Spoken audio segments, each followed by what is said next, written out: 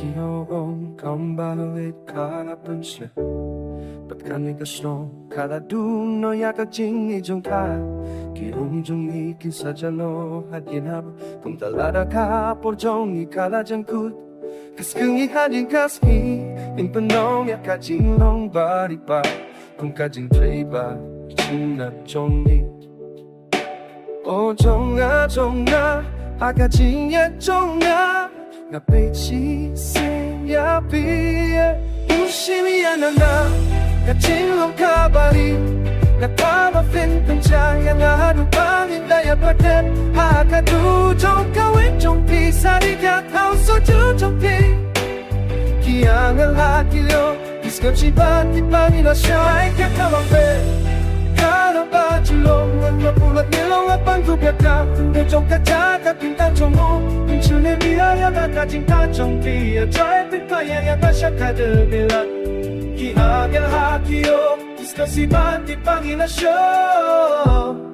Hinging bermain Hallelujah Pagkali ang jong pagtatwatan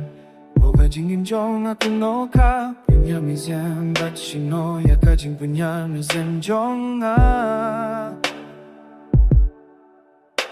Hakaduan jong bikan dua yun rodun Nadayu tebilat o jong ga jong Ushinian na Kajilong kabari Napamapit Panjangang ano bang inaipatin Hakadujong gaway jong pi Sadikat house of you jong pi Hiyang hakilo Iskasipan kitpang ila syekay kabami Kawag na kabari Kawag ngayong awan tubiyata dyan Jong kajagat tinang yung bukang Kilay niya na data cinta jong pi At try panpanyang yang asya kadil bilang Yang hakilo Iskasipan kitpang ila syekay Kay kamam na kabakang Jong balita jays na pa Lano-lano Rupitong hachan Jong na wajong at jong at Dapat ay kalalong kabalit Ba't kabalihan Dumana na yung iyan Kajin siya'y jong fingarapon Kapafitay paniyak pa siya